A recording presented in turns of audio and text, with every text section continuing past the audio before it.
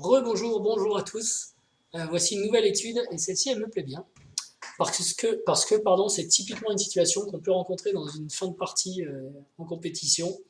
C'est-à-dire que notre tour est parti à l'aventure dans le camp adverse et elle a ramassé tous les pions. On se retrouve avec 2 pions de plus, du coup, on est content.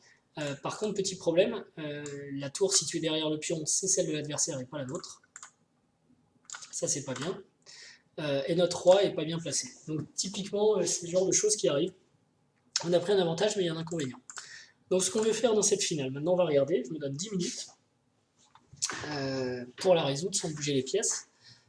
C'est vraisemblablement d'essayer de gagner avec ce pion. J'ai un petit truc intéressant. Remarquez, celui-ci peut avancer aussi. Hein. Mais le premier truc qui me vient à l'esprit, c'est un coup tempo ici qui attaque la tour et qui contrôle ces 3 cases-là. Donc la tour noire va devoir venir soit ici, soit ici, soit ici. Donc D4, D5 ou D6. Allez, on va la mettre au plus loin, donc D6. Donc j'ai dit roi E2, tour D6. Et après, comment continuer? Si on veut aller, on ne pourra pas chasser en fait la tour de la colonne avec le roi seulement.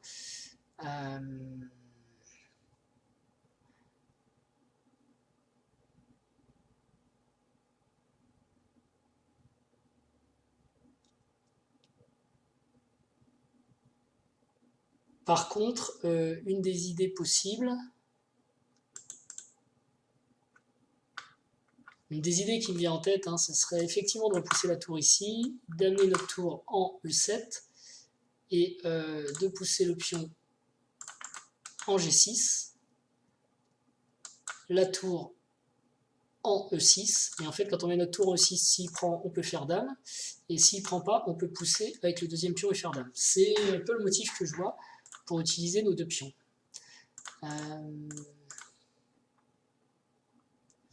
Concrètement, comment ça pourrait se passer? Je ne sais pas si roi E2 est indispensable, et d'ailleurs la tour peut aussi aller en... On l'a vu en D5, mais là peut-être que tour E7 devient un coup, parce que si roi prend G5, il y a tour E5 échec, tour prend et on fait dame, échec. Et si c'est tour prend, alors on cloue la tour en revenant en G7. Ok. Et si dès le début, après roi E2, la tour vient plutôt en D4, là il n'y a aucun de ces thèmes qui est viable. Mais on peut quand même monter, peut-être roi E3, et la tour revient en D1. Mais on n'a pas gagné grand-chose. Sauf peut-être la possibilité de jouer roi E4. Et ça, c'est un vrai problème pour les noirs. Parce que leur roi ne peut pas progresser, sauf à aller en H5. Mais après roi H5, roi F5, on menace déjà mat. Il faut qu'il fasse tour F1 échec, et hop.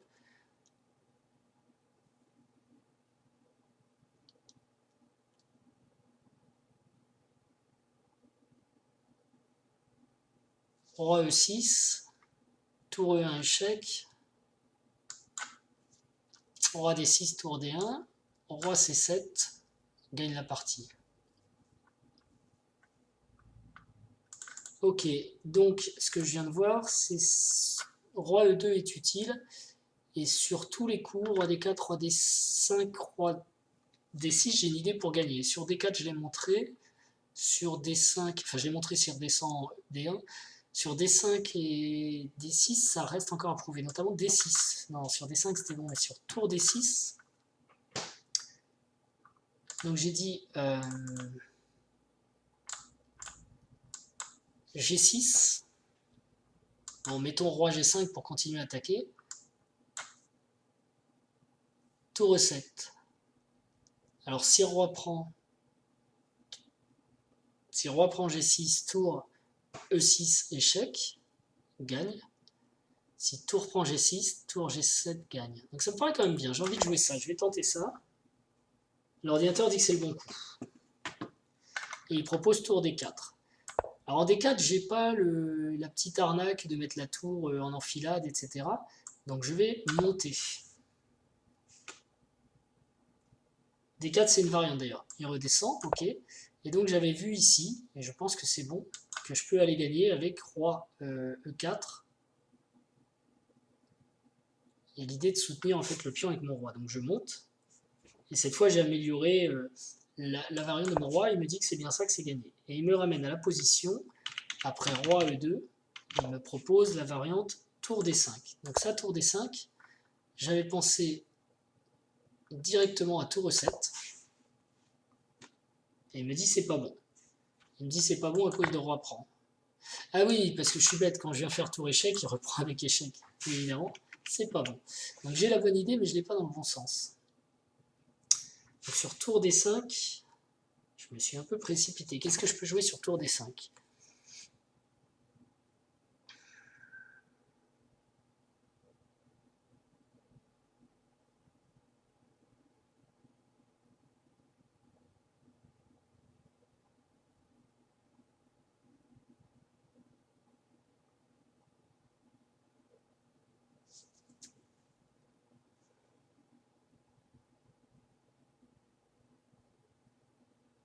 Si c'est pas tour E7,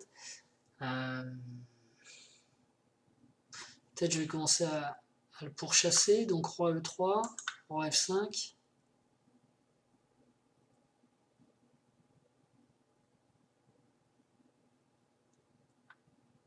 G6, roi F6, roi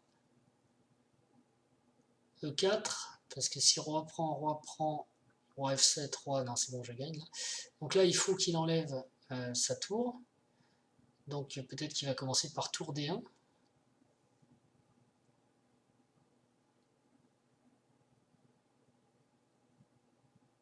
Ouais, je vois pas ça, je trouve pas ça génial.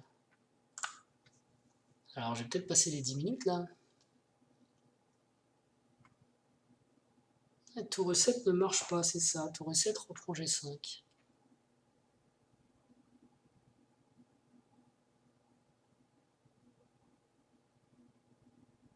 Alors est-ce que c'est quand même roi E3, roi F5, tour F7 échec, roi prend G5, roi E4. Alors je pense que j'ai plus de chance avec G6. Donc roi E3, roi F5, G6, roi F6, roi E4. Et là donc tour D1. Et maintenant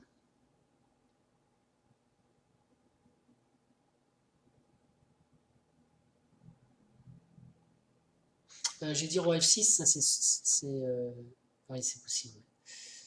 Et maintenant, je vois pas.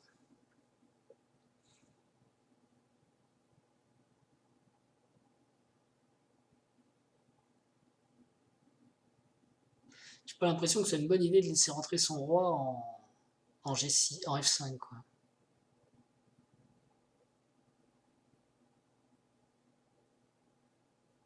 Qu'est-ce qui se passe sur G6, roi F5, tour G8, tour prend D7, G7, roi G6.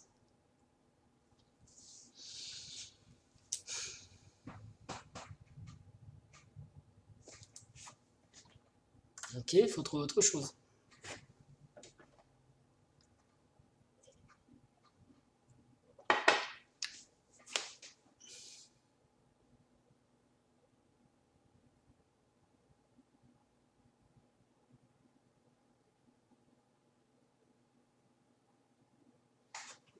Je vois pas, parce que si je bouge ma tour, en fait, soit je perds un pion, soit je perds l'autre. Donc c'est le roi. Alors je vois que roi E3, roi F5, ou le pion aussi, G6. Roi F6, roi E4, tour D1. Et de cette position, je dois trouver quelque chose.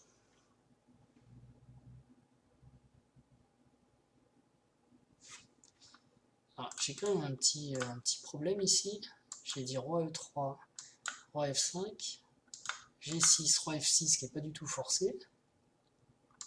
Roi E4.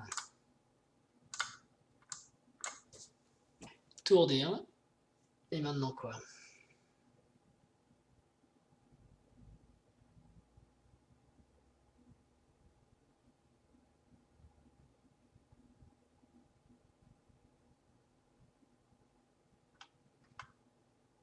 Si je joue un coup comme tour E7, je pars roi prend, G6,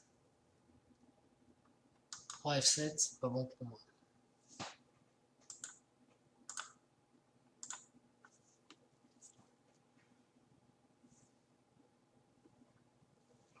Et ben, dans 30 secondes, je dirais que j'ai pas trouvé celle-là. J'ai réfléchi, mais j'ai pas trouvé.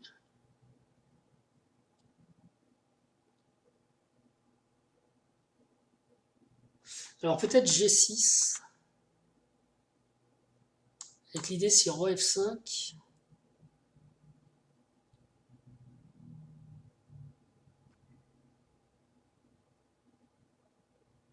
Non, ça marche pas.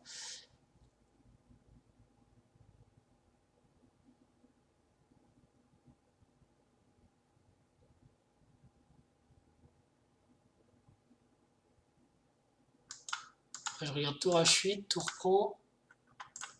Non. Eh ben, je suis obligé de donner ma langue au chat, là. Je n'ai pas trouvé. Alors, si j'essaye comme ça. Bon, c'est le bon coup, mais je sais pas pourquoi. En plus, il me joue toute une variante.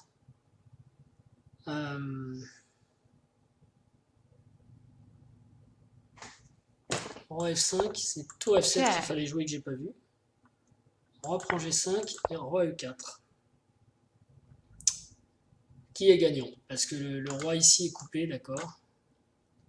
Et mon roi est arrivé assez près pour défendre son pion. Ok, donc j'aurais dû observer ça comme étant une position gagnante théorique facile, mais je ne l'ai pas fait. C'est vrai, maintenant que je la vois, ok. Et donc sinon, la dernière variante, c'est tour D6. Donc sur roi E2, tour D6. Alors qu'est-ce que j'avais envisagé tout à l'heure? Des coups comme G6, ouais, mais du coup ça marche pas. Je disais roi G5 et tour E7. Et le petit souci, c'est que sur roi prend, j'ai pas du tout de tour échec ici parce qu'il me reprend avec échec.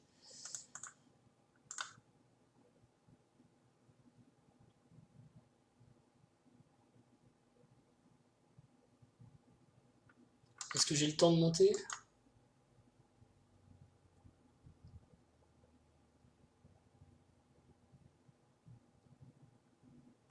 En coupant roi F7, roi G5, roi E3, roi G6. Et non, j'ai pas le temps. Ah, mais roi G6, tour échec. On reprend. Tchou tchou tchou.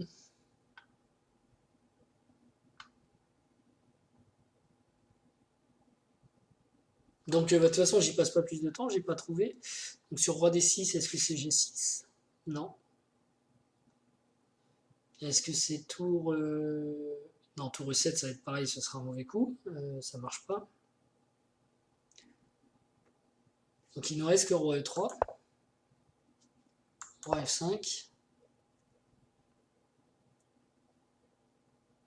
Là, tour F7 échec, roi prend. Roi E4, roi G6. Tour E7. On doit être bon là. Donc tour F7. Check. Avec toujours cette notion de roi coupé et de roi qui arrive à temps pour défendre son pion.